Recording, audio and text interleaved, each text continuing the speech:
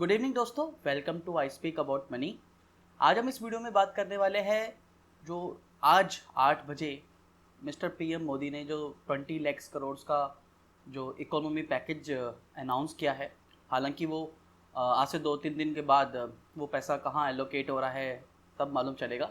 लेकिन इस पैकेज से कौन से ऐसे 3 सेक्टर्स हैं जिसको सबसे ज़्यादा फ़ायदा होने वाला है या सबसे ज़्यादा डिफेंसिव होंगे आप लोगों के लिए, एस एन इन्वेस्टर्स के लिए। तो मैंने उसके लिए पूरी पुरानी हिस्टोरिकल ऑब्जर्वेशन देखी है जो मैं इस वीडियो में बताने वाला हूँ। तो पहले तो अगर इस पैकेज की बात करें तो इसमें जैसा पीएम मोदी ने बोला है अपनी स्पीच में, एक तो मार्केट में लिक्विडिटी आएगी और रिफॉर्म्स आएंगे, लैंड रिफॉर्म्स, एग्रीकल्चर रिफॉर्म्स, और इवन इस पर भी फोकस किया गया है कि इंडिया में अब यह government will be focusing more on local manufacturing hub, यानी जो भी डोमेस्टिक कंपनीज होगी उनको फ़ायदा होगा। और इसी तरीके का मैं आपको एक इसी तरीके के रिफॉर्म्स पैकेजेस पहले भी लिए गए हैं।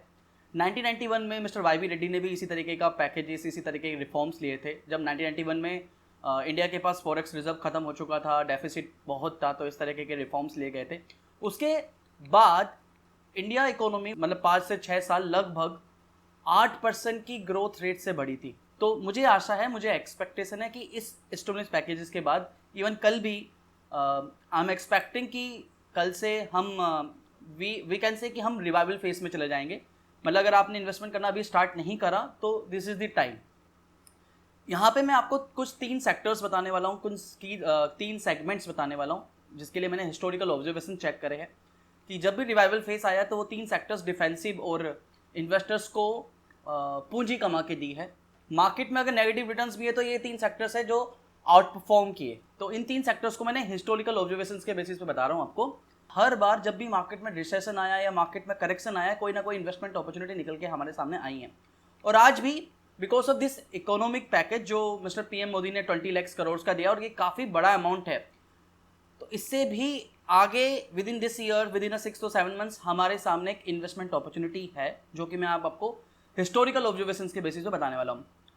देखो, इस इकोनॉमिक पैकेज की वजह से लिक्विडिटी रहेगी मार्केट में, और एमएसएमईस और एसएमईस, एग्रीकल्चर्स और इवन लेबर लॉस और लैंड रिफॉर्म्स, काफ़ी चीज़ों के बारे में बात की गई है। और इन 2-3 दिन में और चीज़ें क्लियर हो जाएगी। जैसे जैसे क्लैरिटी होगी मैं और आपको इंटीमेट और अपडेट्स देता रहूँगा इस वीडियो के थ्रू। लेकिन अब ऐसे कौन से 3 सेक्टर है, तो उसके लिए देखो दोस्तों, मैंने कुछ हिस्टोरिकल ऑब्जर्वेशन जो मैं आपको बताने वाला हूँ मैंने यहाँ पे देखे। अब देखिए, यहाँ पे हम पहले बात करते हैं कि 2008 की।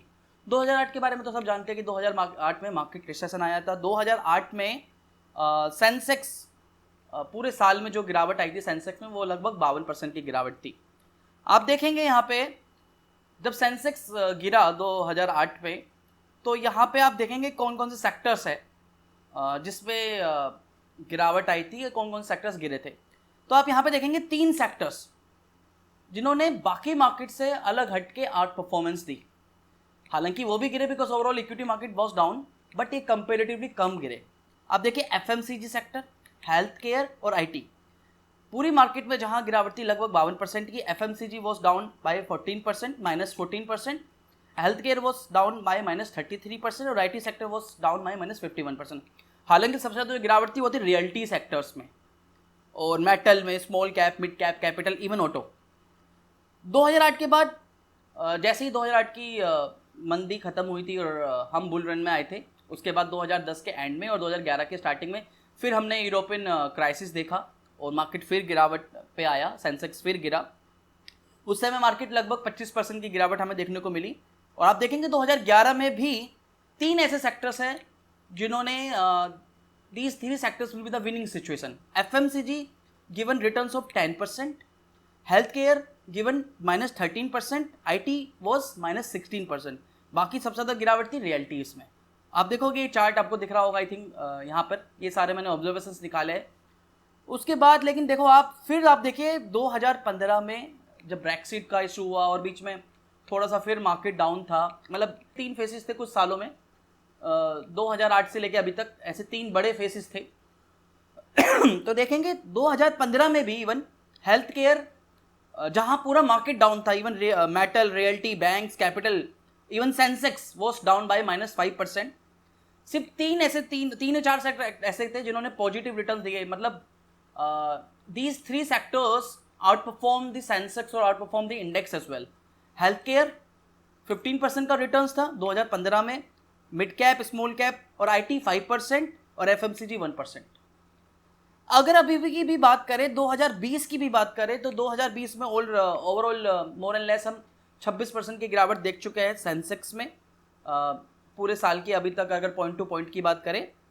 और लेकिन अभी भी अगर बात करें हेल्थ केयर सेक्टर की, तो health care sector is 10% up. Health care sector में 10% का रिटर्न्स है अभी तक पॉइंट टू पॉइंट की बात करें. FMCG डाउन है लेकिन -2% से. IT है -18% से. तो अगर पुराने 2008 से लेकर अभी तक पुराने इंस्टेंसेस की बात करें, तो जब भी मार्केट में एक रिवाइवल फेस आया है, तो ये तीन सेक्टर्स FMCG, हेल्थ केयर और IT were the winning positions.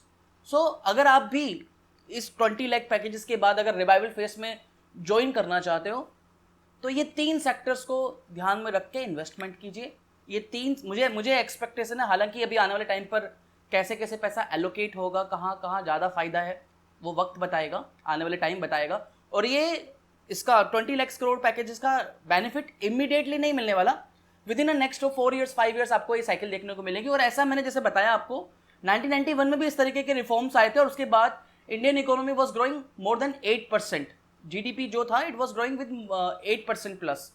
और अभी भी एक्सपेक्टेशन है कि इस रिवाइवल के बाद, इस कोरोना वायरस के बाद जो रिवाइवल फेस आएगा, उसमें भी इंडियन इकोनॉमी विल बूस्ट और इन तीन सेक्टर्स में सबसे ज़्यादा रिटर्न्स देखने को मिलेंगे. तो अगर आप भी investments, you are sitting on the edge, अभी इन्वेस्टमेंट करने के बारे में सोच रहे हो, तो अब मत वेट कीजिए, अभी टाइम आ चुका है.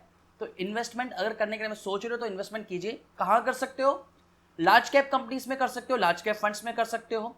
सेक्टोरल फंड्स में इन्वेस्टमेंट करना चाहते हो तो 3 सेक्टर है, IT स्पेसिफिक, FMCG और आपके पास फार्मास्यूटिकल्स.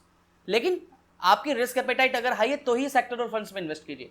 तो आज ये वीडियो बनाने का मकसद सिर्फ इतना ही तक, मैं छोटा सा अपडेट दूं कि कौन से 3 सेक्टर्स है हिस्टोरिकल ऑब्जर्वेशंस के बेसिस पर जहां आपको फायदा देखने को मिलेगा. अगर मैं हिस्टोरिकल ऑब्जर्वेशंस को देखूं, हिस्टोरिकल करेक्शंस को देखूं या हिस्टोरिकल रिवाइवल्स को देखूं, तो वाइबली भी वीडियो पसंद आई होगी. मैं इसी तरीके की पर्सनल फाइनेंस से जुड़ी और डेटा सेंट्रिक वीडियोस हमेशा बनाता रहता हूं.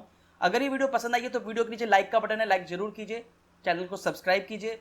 मैं आने वाली वीडियो में कुछ और नए अपडेट्स दूंगा आपको, आपकी जरूरत के हिसाब से. अगर कुछ पूछना चाहते हो तो नीचे कमेंट कर सकते हो. इस वीडियो को अपने फ्रेंड्स के साथ, कलीग्स के साथ, अंकल के साथ, जहां भी पहुंचाना चाहते हो शेयर कर सकते हो. तो दोस्तों फिर आज के लिए इतना ही था. धन्यवाद. वंदे मातरम. जय हिंद.